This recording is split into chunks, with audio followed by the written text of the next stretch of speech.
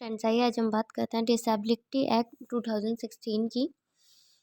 केंद्रीय दिव्यांगता सलाहकार बोर्ड का गठन किया जाता है। तो देखिए, अधिनियम के अधीन उसे प्रदत्त या सौंपे गए शक्तियों का प्रयोग करने के लिए केंद्रीय विकलांगता सलाहकार बोर्ड के सदस्यों का कार्यकाल कितना होता है। तो देखिए, जो ये मेंबर्स होते हैं, इनका जो कार्यकाल होता है वो 3 वर्ष तक का होता है।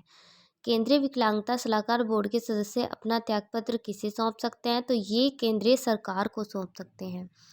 केंद्रीय सलाहकार बोर्ड विकलांग पर 1 वर्ष में कितनी बैठकें करता है? 1 बैठक। अधिनियम की किस धारा के अंतर्गत राज्य विशेष न्यायालय को निर्दिष्ट करेगी?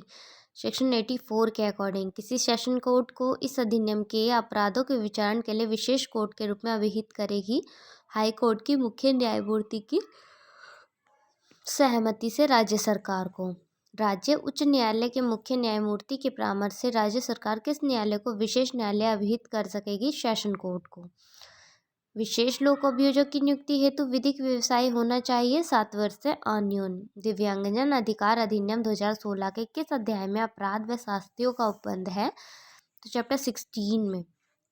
अधिनियम के उपबंधों का उल्लंघन करने वाला व्यक्ति दंडित किया जाएगा सेक्शन 89 के अकॉर्डिंग।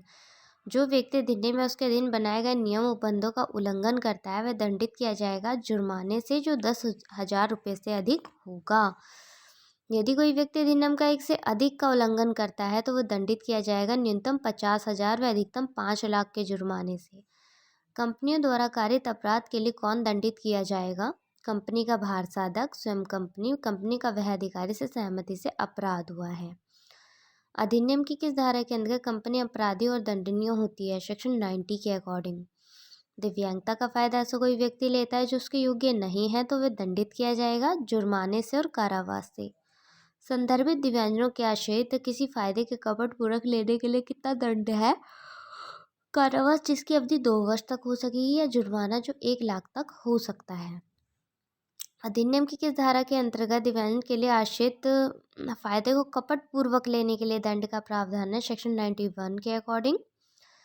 दिव्यांगजन के विरुद्ध अत्याचार के अपराध के लिए दंड का प्रावधान है अधिनियम की धारा 92 यानी 92 में।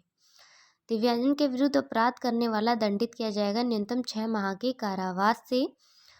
दिव्यांगजनों के विरुद्ध अत्याचारों के विरुद्ध दंड का प्रावधान है न्यूनतम 6 माह अधिकतम 5 वर्ष। डिसेबल व्यक्तियों के विरुद्ध अत्याचार का अपराध है उपयुक्त सभी। अधिनियम की धारा 93 के अंतर्गत जानकारी प्रस्तुत करने में सफल रहने के लिए कितना दंड विहित है?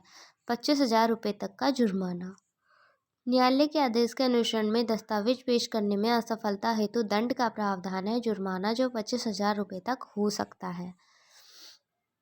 सरकारी कर्मचारी के द्वारा कारित अपराध का संज्ञान विशेष न्यायालय ले सकेगा समुचित सरकार के पूर्व अनुमोदन से प्राधिकृत अधिकारी परिवाद किए जाने पर। विशेष न्यायालय सरकारी कर्मचारियों के विरुद्ध कारित अपराध का संज्ञान लेने से वर्जन है सेक्शन 94 के अकॉर्डिंग।